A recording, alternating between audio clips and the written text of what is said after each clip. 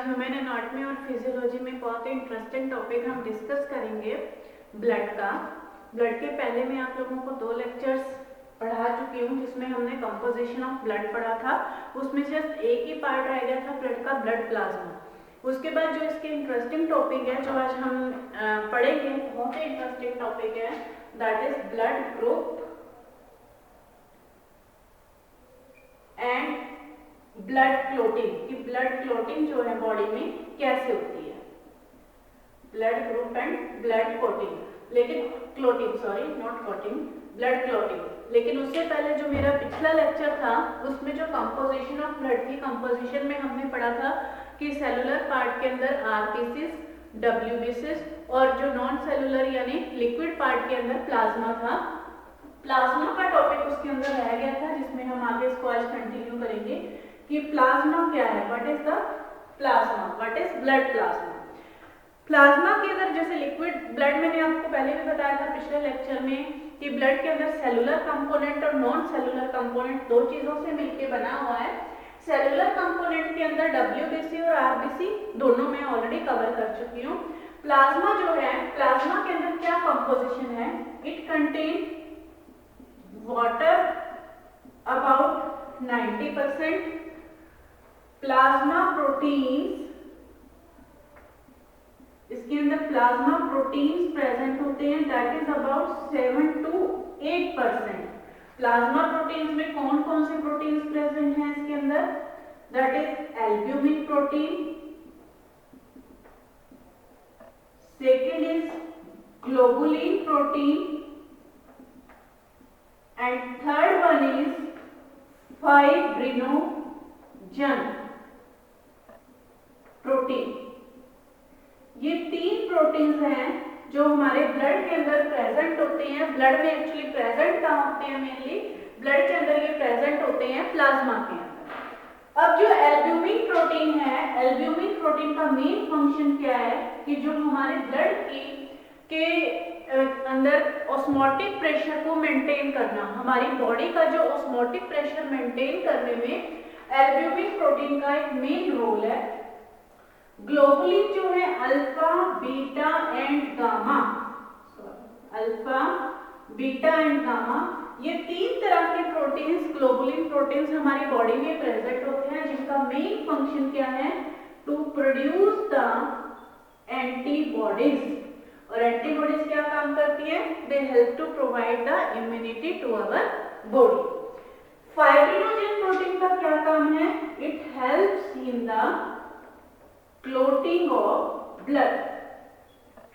जो ब्लड की हमारी बॉडी के अंदर नेचुरल क्लोटिंग होती है, सॉरी नॉट बॉडी के अंदर नहीं, जैसे कोई भी कट लग जाता है, कोई वुंड लग जाता है तो वुंड बन जाता है बॉडी के ऊपर, एक्सटर्नल सरफेस के ऊपर, तो उसकी जो नेचुरल तरीके से जो ब्लड क्लोट हो जाता है, जो एक हमारी बॉडी का डिफेंस मैकेनिज्म है, उसके अंदर फाइब्रिनोजन प्रोटीन का एक बहुत ही इंपॉर्टेंट रोल है।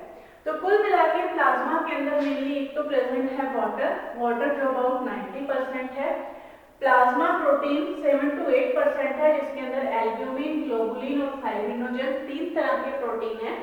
एल्ब्यूमिन जो ऑस्मोटिक प्रेशर और ओस्मो रेगुलेटरी प्रोटीन का काम करती है, ओस्मो रेगुलेटरी, ऑस्मोटिक प्रेशर को हमारी बॉडी के अंदर मेंटेन करने में, ग्लोबुलिन एंटीबॉडीज प्रोड्यूस करने में और फाइब्रिनोजन जो है ब्लड की क्लॉटिंग में हेल्प करता है। इसके अलावा प्लाज्मा के अंदर और क्या प्रेजेंट होता है, इसके अंदर प्रेजेंट है कुछ गैसेस जैसे नाइट्रोजन, ऑक्सीजन, कार्बन डाइऑक्साइड और कुछ सॉल्ट्स के अंदर कौन से सॉल्ट्स आ जाएंगे, जैसे सोडियम क्लोराइड, ग्लूकोज या कुछ और स्पेशली कैल्शियम सॉल्ट या अमीनो एसिड जो न्यूट्रिशन प्रोवाइड करने में हेल्प करती है।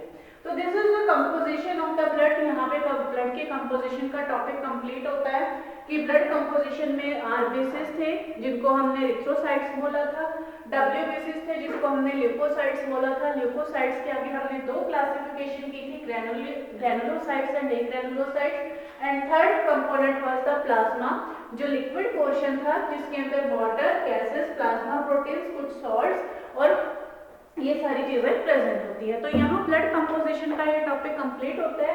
उसके बाद नेक्स्ट बड़ा इंटरेस्टिंग टॉपिक हम शुरू करेंगे, that is blood group. Blood group routine में आप लोग सुनते भी हो कि जैसे कोई भी प्रॉब्लम हो जाती है, सपोज एक सिंपल टेम्परेचर ही आता है, तो सबसे पहले अगर कहीं भी ब्लड या फिर कहीं अगर ब्लड ट्रांसफ्यूजन की जरूरत पड़ती है, एक पर्सन से दूसरे पर्सन तक ब्लड हमें ट्रांसफ्यूज करना पड़ता है, तो सबसे पहले उस पर्सन का ब्लड ग्रुप चेक करवाया जाता है। ब्लड ग्रुप हम बोल देते हैं मेरा ब्लड ग्रुप ए है, या ए पॉजिटिव है, या ए नेगेटिव है, बी है, बी पॉजिटिव है। तो क्या मतलब है इस ब्लड ग्रुप का? What is the blood group और what is the blood grouping? Blood group एक जनरल सा टॉपिक है, इसके बारे में वैसे भी आप तो फार्मेसी स्टूडेंट हो, आपको तो इसके बारे में इंफॉर्मेशन होनी चाहिए, लेकिन हर पर्सन को ब्लड ग्रुप के बारे में पता होना चाहिए कि एक्चुअली ब्लड ग्रुप होता क्या है। What is the blood group? Blood group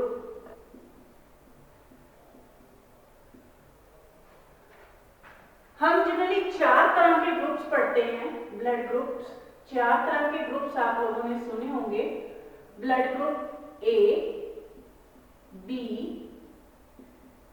A B and O. Positive negative बाद में देखेंगे, क्योंकि अकेला ए बी या ओ तो कभी भी नहीं सुना होगा। हमेशा A positive, B positive, A B positive यही आपने सुना होगा, लेकिन उसको हम बाद में डिस्कस करेंगे कि उसका क्या है। अब जो हमारा ब्लड ग्रुप है, ब्लड ग्रुप हमारा किस चीज के ऊपर डिपेंड करता है कि अगर मैंने किसी को बोला कि अगर जैसे suppose I am A positive, तो अगर जो मेरा ब्लड ग्रुप ए है या ए पॉजिटिव है, तो उसका क्या मीनिंग है, किस बेस के ऊपर ये ब्लड ग्रुप डिसाइड की गई है। एक्चुअली जो हमारा ब्लड है, ब्लड के अंदर जो आरबीसी सेल प्रेजेंट है, जो रेड ब्लड सेल्स प्रेजेंट होते हैं, this is the red blood cell, this one is the, आपको याद हो मैंने पहले भी बताया था जो हमारे अंदर रेड ब्लड सेल्स हैं वो नॉन न्यूक्लिएटेड है, इनके अंदर न्यूक्लियस नहीं होता। This one is the red blood cells. Red blood cells के सरफेस के ऊपर छोटे छोटे एंटीजन्स यहाँ प्रेजेंट होते हैं। These are the antigens which are present on the surface या on the cell membrane of the red blood. इन एंटीजन्स को हम क्या बोलते हैं? ए ग्लूटिनोजन्स। ए ग्लूटिनोजन्स। एंटीजन्स क्या होते हैं? एंटीजन्स जिसके अगेंस्ट हमारी बॉडी में एंटीबॉडीज प्रोड्यूस होती हैं। मैंने आपको पीछे एक लेक्चर में बताया भी था कि एंटीजन इट मीन्स कोई भी अगर एक्सटर्नल बाहर से अनवांटेड मटेरियल या अनवांटेड पार्टिकल हमारी बॉडी में एंटर करता है विच में कॉज द इन्फेक्शन, तो उसको भी हम एंटीजन बोलते हैं। लेकिन यहाँ ये अनवांटेड नहीं है, कुछ एक चीजें जैसे बैक्टीरिया है, माइक्रो ऑर्गेनिज्म है, या बहुत सारे ऐसे माइक्रोब्स हैं जिनको हम बोलते हैं कि हार्मफुल है या नहीं। हर चीज हार्मफुल नहीं है, कुछ बैक्टीरिया माइक्रोब जो हमारी बॉडी के अंदर भी प्रेजेंट है जो हमारे लिए बहुत बेनिफिशियल है। इसी तरह से आरबीसीज के सरफेस के ऊपर एक तरह के एंटीजन्स प्रेजेंट होते हैं जिनको हम बोलते हैं ए ग्लूटिनोजन्स। ये ए ग्लूटिनोजन्स अगर यहाँ अगर मैं इसको लिखूं ए ग्लूटिनोजन्स, ए ग्लूटिनोजन्स, ये ग्लूटिनोजन्स किस तरह से प्रेजेंट होते हैं? अगर ए ब्लड ग्रुप है किसी का तो उसके अंदर ए टाइप के ग्लूटिनोजन ही प्रेजेंट होंगे। बी ब्लड ग्रुप है तो उसके अंदर बी टाइप के ग्लूटिनोजन ही प्रेजेंट होंगे। ए बी है तो उसके अंदर ए बी टाइप के ए ग्लूटिनोजन ही प्रेजेंट होंगे। इस चीज को दिमाग में रखना कि ए बी मतलब A and B, not A B, A and B, कि दोनों तरह के ए ग्लूटिनोजन बॉडी के अंदर प्रेजेंट होंगे, मतलब सरफेस के ऊपर दोनों तरह के एंटीजन प्रेजेंट होंगे। और अगर किसी का ओ है तो उसकी बॉडी के सरफेस पे, मतलब उसकी बॉडी के सरफेस पे नहीं, सॉरी, उसके आरबीसी सेल्स के सरफेस पे कोई भी एंटीजन प्रेजेंट नहीं होगा, नो एंटीजन।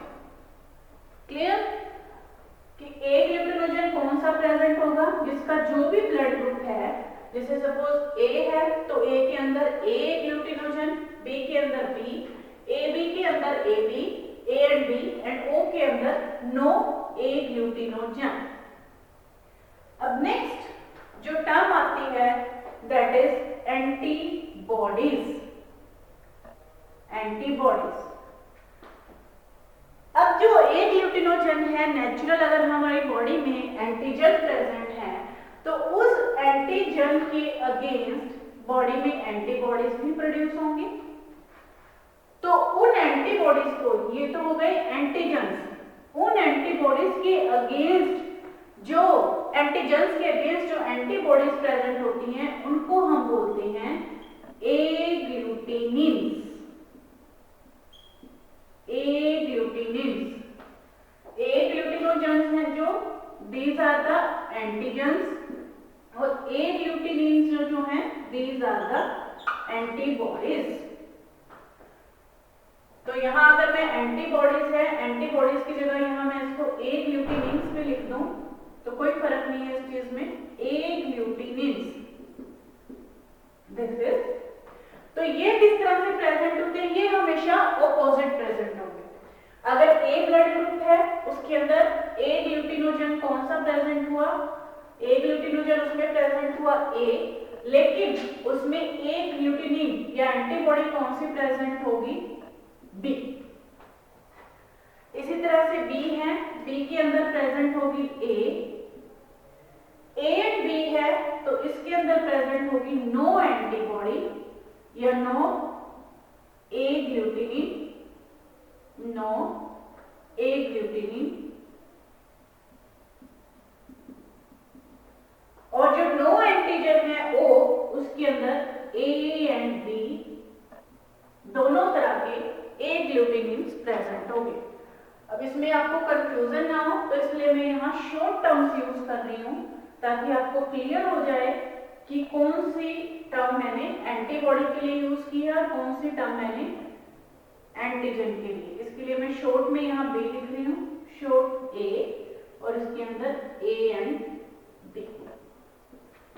क्लियर है ये चीज? क्योंकि अगर ये क्लियर होगी तभी आपको आगे ब्लड ग्रुप का टॉपिक समझ में आएगा। अब अगर मैं ये बोलती हूँ कि मेरा ब्लड ग्रुप ए है, वैसे तो ए पॉजिटिव होगा लेकिन, या ए नेगेटिव होगा, लेकिन मैं यहाँ सिर्फ अभी ए की बात कर रही हूँ। पॉजिटिव और नेगेटिव ब्लड ग्रुप में कहाँ से आया वो बाद में डिस्कस करेंगे। तो अगर मेरा ब्लड ग्रुप ए है तो इसका मतलब आरबीसी के सरफेस पे ए ग्लूटिनोजन कौन सा प्रेजेंट हुआ, ए, और उसके अगेंस्ट एंटीबॉडीज कौन सी बॉडी में बन रही हैं, बी। इसी तरह से अगर किसी का बी है तो agglutinogen B, antibodies A B है तो agglutinogen A and B, antibodies no antibodies, O है तो no antigen A and B antibodies. Antigen हमेशा सेम होंगे as that of blood group, लेकिन जो एंटीबॉडीज हैं वो हमेशा ऑपोजिट होंगी। रूटीन में इसमें क्या होता है कि स्टूडेंट्स कंफ्यूज कर जाते हैं, एंटीबॉडीज सेम लिख देते हैं और एंटीजन्स डिफरेंट लिख देते हैं, तो वो आपका पूरा गलत हो जाएगा। इस चीज को ध्यान रखना। अब अगर क्या होगा कि ब्लड ट्रांसफ्यूज करना है, ब्लड ट्रांसफ्यूज का क्या मतलब है कि अगर सपोज एक पर्सन से हमें किसी भी केस में, कोई भी इमरजेंसी केस में एक पर्सन से दूसरे पर्सन को हमें ब्लड देना है, या ब्लड ट्रांसफ्यूज को बोलते हैं ब्लड ट्रांसफ्यूजन, डोनेट करना। जो ब्लड डोनेशन कैंप लगते हैं, डोनेट करना मतलब एक पर्सन से दूसरे पर्सन के लिए हम ब्लड जो दे रहे हैं, that is called as the blood transfusion. जो ब्लड ट्रांसफ्यूजन करनी है उसकी सबसे पहले कंडीशन ये है कि the blood must be transfused to a person which having the same blood group। और जो अगर ए ब्लड ग्रुप का पर्सन है तो उसको जो ब्लड दिया जाएगा वो ए ब्लड ग्रुप के पर्सन का ही दिया जाएगा। उसको हम बी का नहीं दे सकते, उसको हम ए बी का नहीं दे सकते, लेकिन उसको हम ओ का दे सकते। ठीक है, ए का ऐसा क्यों नहीं हो सकता कि हम उसको बी का नहीं दे सकते? रीजन क्या है कि अगर हमने ए ब्लड ग्रुप के पर्सन को बी ब्लड ग्रुप दे दिया, ठीक। बी ब्लड ग्रुप देने के बाद क्या होगा, बी के ऊपर इसमें ए के अंदर पहले तो उसके अंदर एंटीजन्स थे ए, अब हमने उसको बी भी दे दिया तो उसके अंदर बी एंटीजन्स भी प्रोड्यूस हो गए, बी एंटीजन्स भी प्रोड्यूस हो गए। लेकिन अब उसकी बॉडी में तो ऑलरेडी ए थे, वो तो उसकी बॉडी का एक सिस्टम था, उसकी बॉडी के अंदर वो एंटीजन्स तो बॉडी उसको ये मानती थी कि वो खुद के मेरे एंटीजन्स हैं। लेकिन जब बी उसको दिए तो वो इसके लिए बॉडी के लिए एक एक्सटर्नल एंटीजन, एक इन्फेक्शन की तरह वो उसको ट्रीट करेगा, इन्फेक्टेड पार्टिकल की तरह। तो इस बी के अगेंस्ट बॉडी में ए एंटीबॉडीज प्रोड्यूस हो जाएंगी। जब ये ए एंटीबॉडीज प्रोड्यूस होंगी तो ये ए एंटीबॉडीज इसको भी इफेक्ट करेंगी और ये एंटीबॉडीज जो हैं इसके ये तो इसके लिए है कि इसके अगेंस्ट बॉडी में प्रोड्यूस हो जाएंगी। ठीक है, तो ये मतलब कि उसकी बॉडी में ऑलरेडी ए एंटीजन की वजह से बी एंटीबॉडीज तो थी, अब यहाँ उसकी बॉडी में हमने बी ब्लड ग्रुप दे दिया तो उसकी वजह से ए एंटीबॉडीज भी प्रोड्यूस हो गई। तो ये ए एंटीबॉडीज इसके अगेंस्ट काम करेंगी और ये बी एंटीबॉडीज इसके अगेंस्ट काम करेंगी, दोनों एक दूसरे के अगेंस्ट काम करेंगे। तो इसकी वजह से क्या होगा कि जो रेड ब्लड सेल्स हैं उसके, वो रेड ब्लड सेल्स की हीमोलिसिस स्टार्ट हो जाएगी, वो रेड ब्लड सेल्स की हीमोलिसिस स्टार्ट हो जाएगी, रेड ब्लड सेल्स की ब्रेकडाउन होनी शुरू हो जाएगी क्योंकि सेल मेम्ब्रेन पे एंटीजन्स प्रेजेंट है, हीमोलिसिस स्टार्ट होगी, रेड ब्लड सेल्स की ब्रेकडाउन स्टार्ट होगी, जिसकी वजह से हमारी बॉडी के अंदर एक बड़ा ही विग्रियस एंटी एलर्जिक रिएक्शन होगा और it may leads to the death of a person. तो इसीलिए जब भी ब्लड ट्रांसफ्यूजन होती है, ब्लड ट्रांसफ्यूजन हमेशा सेम ब्लड ग्रुप के पर्सन से होती है। हमेशा ब्लड ट्रांसफ्यूजन से पहले ब्लड ग्रुप चेक किया जाता है कि ब्लड ग्रुप अगर सेम है तभी ब्लड ट्रांसफ्यूज किया जाता है, अदरवाइज किसी और ब्लड ग्रुप का किसी और कोई और ब्लड ग्रुप किसी भी डिफरेंट ब्लड ग्रुप के पर्सन को हम ट्रांसफ्यूज नहीं कर सकते, because it may cause a vigorous anti allergic reaction in our body which will cause the hemolysis or which will cause the breakdown of the RBCs at very fast rate, that is a very dangerous or that may ultimately leads to the death of a person। चलिए अब बात आती है इसमें positive या negative factor की। अब जो पॉजिटिव और नेगेटिव फैक्टर है वो कहां से आता है? पॉजिटिव और नेगेटिव फैक्टर जो डिपेंड करता है, it depends on the rhesus factor, it depends on the rhesus factor. Rhesus factor क्या है? और RH फैक्टर, RH फैक्टर। ये जो RH फैक्टर है सबसे पहले फाइंड आउट किया गया था इन द रीशियस मंकी। मंकी की स्पीशीज थी जिसको बोलते हैं रीशियस मंकी, उसके अंदर ये फैक्टर फाइंड आउट किया था, इसलिए उसके नाम पे इस फैक्टर का नाम RH फैक्टर पड़ गया। जिसके अंदर तो ये RH फैक्टर प्रेजेंट होता है, अगर तो ये जिसके अंदर ये RH फैक्टर प्रेजेंट होता है उसको तो हम बोलते हैं पॉजिटिव ब्लड ग्रुप। उसके अंदर होगा A positive, B positive, A and B positive या O पॉजिटिव। और जिसके अंदर ये RH फैक्टर एब्सेंट होगा उसको हम बोलते हैं RH negative blood group. Okay, RH factor present होगा तो उसके अंदर होगा A positive, B positive, AB positive या O positive.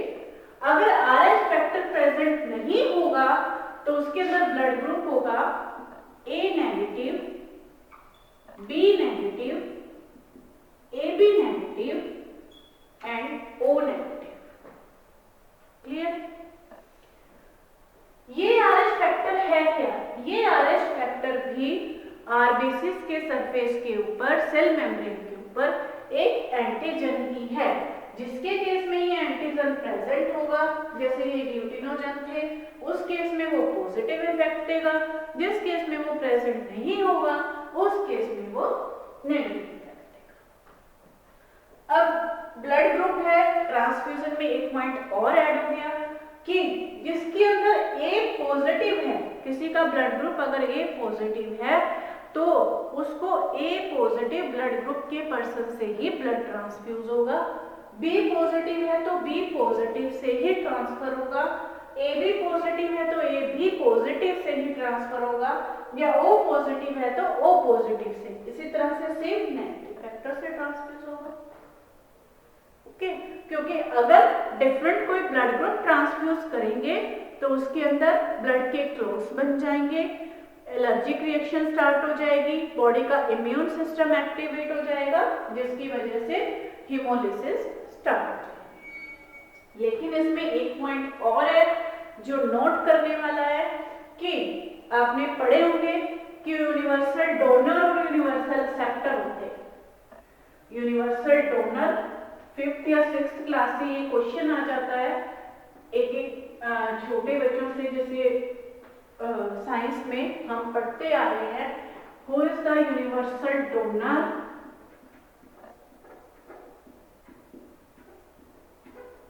And universal acceptor.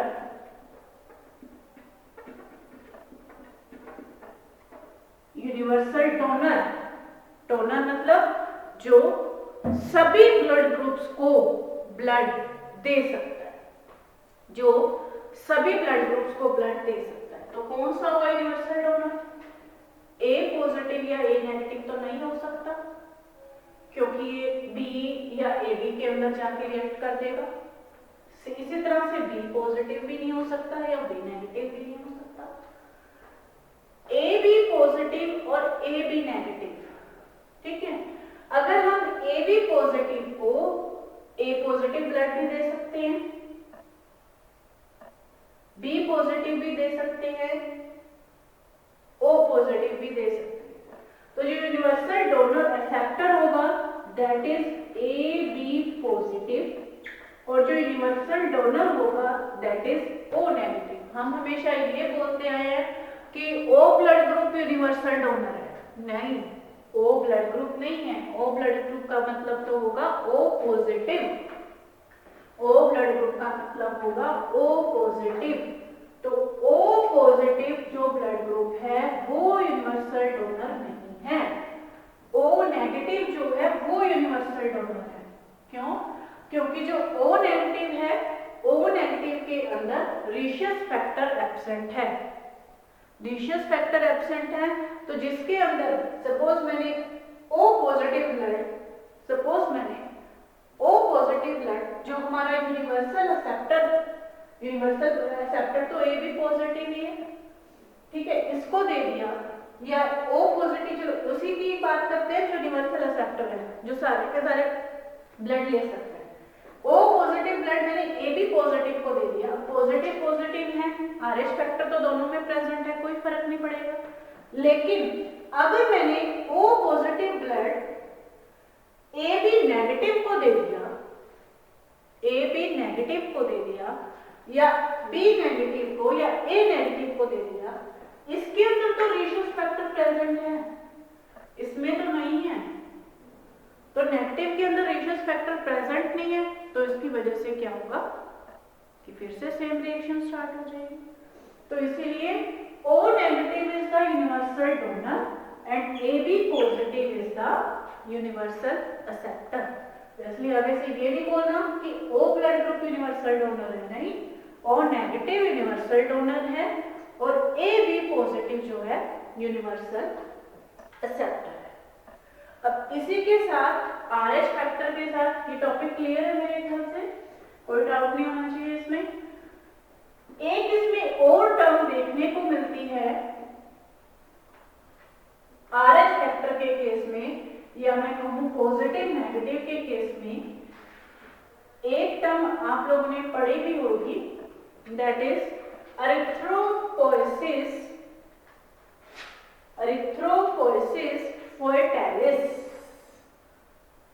बहुत ही कॉमन टर्म है और इसके ऊपर 4 नंबर का नोट भी आ जाता है कि एरिथ्रोपोएसिस फोएटालिस क्या चीज है। What is erythropoiesis फोएटालिस?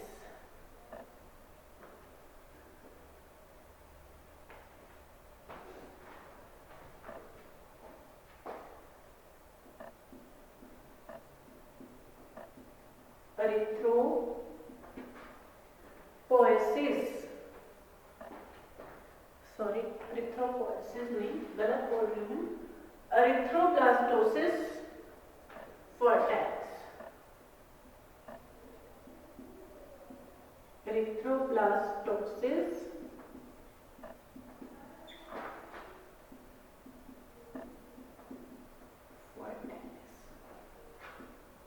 अब इसको एक्सप्लेन करते हैं कि ये एक्चुअल में है क्या। erythroblastosis vertacis इसमें है कि अगर सपोज